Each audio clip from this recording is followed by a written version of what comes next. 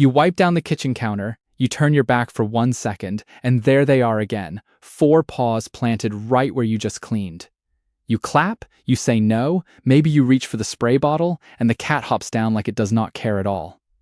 10 minutes later, that same cat is back on the counter, sitting by the toaster like it owns the place. I am Dr. Leo Tran, your neighborhood vet, and I promise you, this endless counter war is winnable. Once you understand why your cat keeps climbing up there, the fix becomes simple, and it actually lasts. Stay with me, because most people are fighting this fight backwards, and by the end of this, you will know exactly how to win it for good.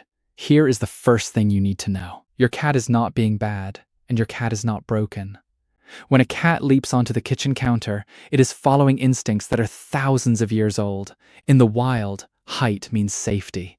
A cat perched on a high branch can watch for danger below and stay out of reach of anything bigger.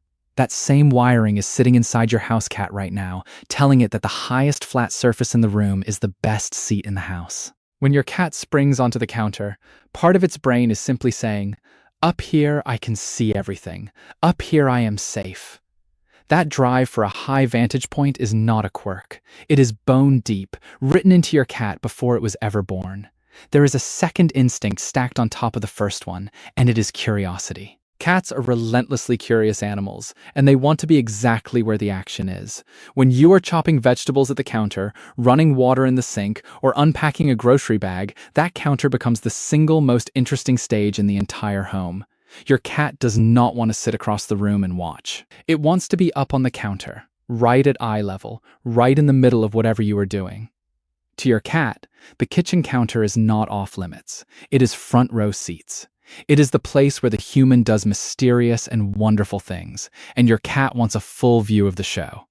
But the biggest reason of all is the one most owners never think about, and it is the payoff. Somewhere along the line, that counter gave your cat something wonderful. Maybe a crumb of chicken near the cutting board. Maybe a smear of butter left on a plate. Maybe a dripping faucet that offered cool running water, which many cats adore. The moment a cat discovers food, an interesting smell, or fresh water up on that counter, the counter stops being furniture. It becomes a slot machine. And here is the cruel math of a slot machine. It does not have to pay out every time. It only has to pay out sometimes. If your cat hits the jackpot on that counter even once a week, it will keep checking that counter every single day, forever, just in case today is the lucky day. That is why one forgotten plate of leftovers can create weeks of counter climbing. Your cat remembers the win long after you have forgotten the plate. Now let me tell you why the thing you have been doing has been making it worse. Yelling does not work.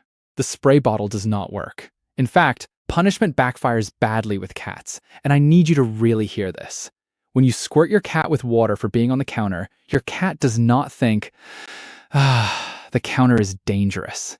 Cats do not connect a punishment to a place the way we imagine. Instead, your cat connects the punishment to you. It learns that the scary water comes from the human, not from the countertop. So what does a smart cat do next? It waits. It jumps onto the counter the moment you leave the room, when there is no human around to spray it.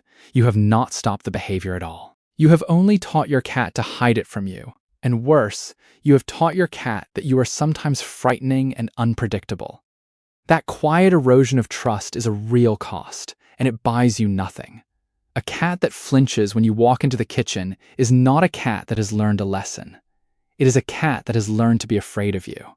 Punishment does not work with cats. Please put the spray bottle down for good. So if punishment is off the table, how do we actually win? We win with 2 moves happening at the same time. Move 1, we make the counter boring and completely unrewarding, so it never pays out again. Move 2, we give your cat a better place, a legal place, to satisfy that very same instinct for height and vantage and action. You cannot just take something away from a cat and expect success. You have to take the counter away and hand the cat something better in the same breath. When you do both together, the counter loses and the new spot wins, and your cat, being a practical little creature, simply moves house. Think of yourself less as a police officer and more as a real estate agent, showing your cat a much nicer property. Let me walk you through every piece. Start by giving your cat allowed vertical territory, because a cat that needs to climb is going to climb something. The single best tool here is a tall cat tree, and I mean tall. Place a sturdy cat tree that rises higher than your kitchen counter, ideally right near a window, so your cat gets a view of birds and the street outside. Height plus a view is exactly what your cat was chasing on the counter, and now it has a legal address for it. Add a padded window perch that suctions to the glass, and consider wall-mounted shelves that climb up toward the ceiling like little steps. Put this new territory near where you spend your time, because remember, your cat wants to be near you and near the action. If your cat is older or a little stiff in the joints, choose a cat tree with wide, close-together platforms so it can step up gently instead of making one big leap. Give your cat legal high ground that is taller and more comfortable than the counter, and you have already won half the battle. The next piece is removing the reward, and this one takes discipline from you. If the counter never pays out again, the habit starves and fades. So keep all food off the counter. No loaf of bread on the corner, no bowl of fruit, no bag of treats. Wipe the surfaces down after every meal so no tempting smells linger where your cat can find them, because that cat nose is 1,000 times better than yours, and a faint whiff of last night's salmon is a neon sign to a curious cat. Do not leave dirty dishes in the sink overnight. Push the toaster crumbs into the bin, cap the butter dish, and store the fruit inside a cupboard. And do not leave the faucet dripping, because to many cats, a slow drip of cool water is a reward all by itself. If your cat is drawn to running water, buy a proper pet water fountain and set it on the floor, so the water your cat craves lives somewhere allowed. When the counter stops being a slot machine and becomes just a cold, boring, empty surface, your cat has very little reason left to bother jumping up. Now we make the counter actively unpleasant, and here is the clever part. We do it in a way that has nothing to do with you. The counter itself teaches the lesson, so your cat never learns to blame you or wait for you to leave. Try double-sided sticky tape along the edge where your cat lands, because cats hate the feeling of stickiness on their paws.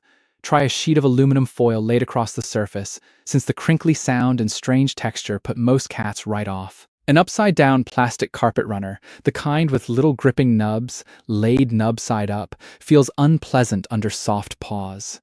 You can even drape towels loosely over the edge so they slide right off the moment a cat lands, giving an unstable, unwelcome landing.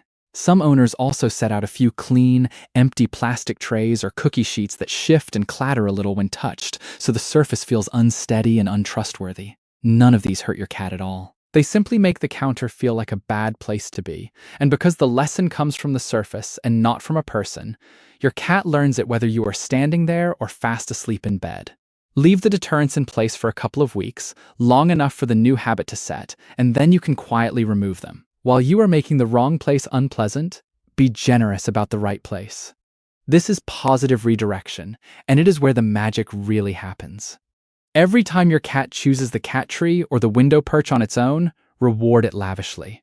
Warm praise, a gentle stroke, and a small, tasty treat delivered right there on the tree.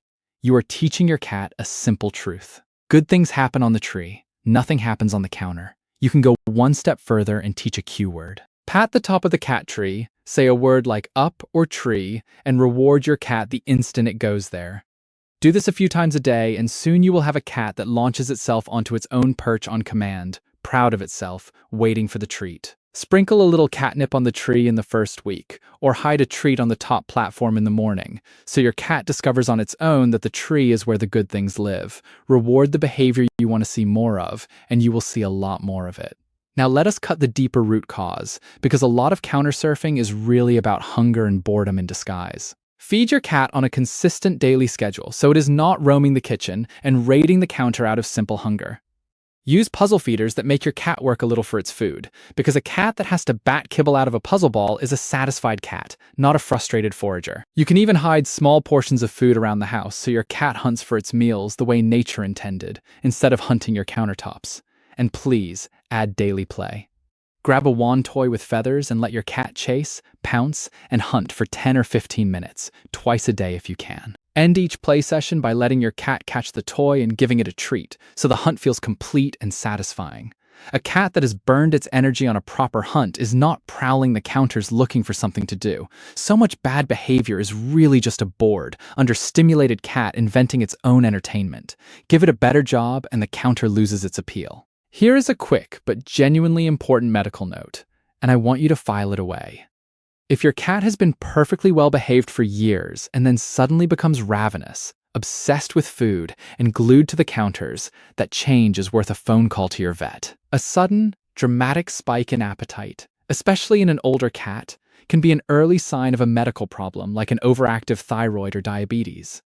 When behavior changes fast and hard, do not just assume your cat became naughty overnight. Bodies talk through behavior.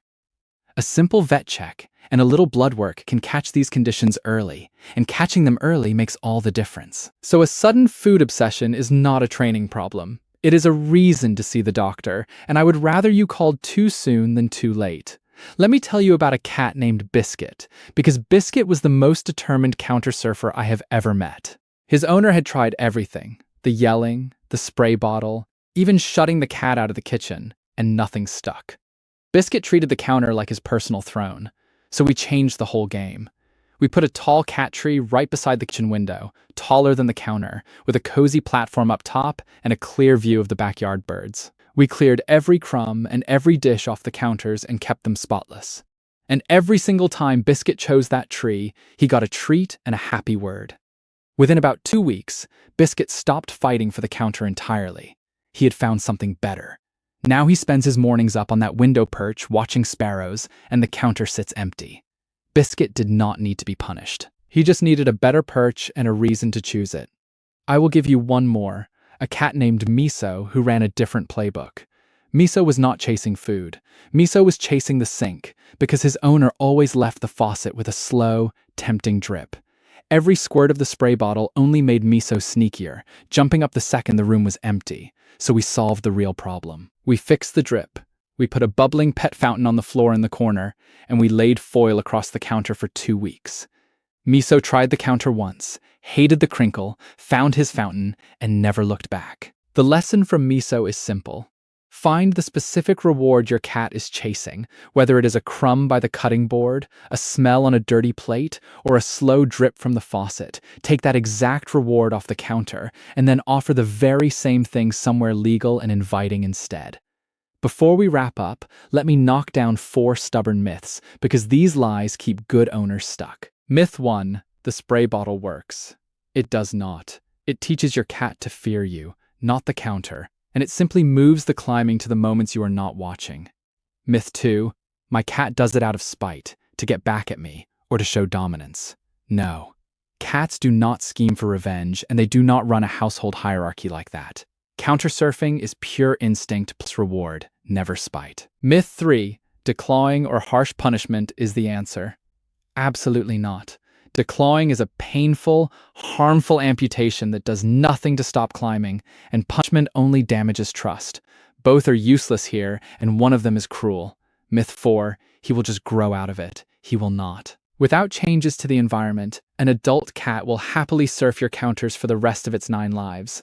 The behavior does not fade on its own. It fades when you change the game. So here is your whole plan in one breath. Give your cat better height with a tall cat tree, window perches, and shelves that beat the counter. Remove every reward by keeping food, crumbs, dishes, and dripping water off the surface. Make the counter itself unpleasant with sticky tape, foil, a nub side-up runner, or sliding towels, so the surface does the teaching and never you. Reward your cat generously on its own perch and teach a cue word to send it there. And feed on a schedule with puzzle feeders and daily play to kill the boredom and hunger that started it all. Do those 5 things together and the counter war ends, not with a fight, but with your cat simply choosing something better. If this helped, you understand your counter-climbing cat a little more, please give it a like, because that small tap helps me reach other frustrated cat owners who are still reaching for the spray bottle. Hit subscribe so you do not miss the next one, and I would truly love to know, down in the comments, where does your cat love to perch the most? The top of the fridge, a sunny windowsill, the back of the couch. Tell me about your climber. I read them, and I answer. Until next time, be patient, be clever, and give that cat a better place to be. I am Dr. Lee.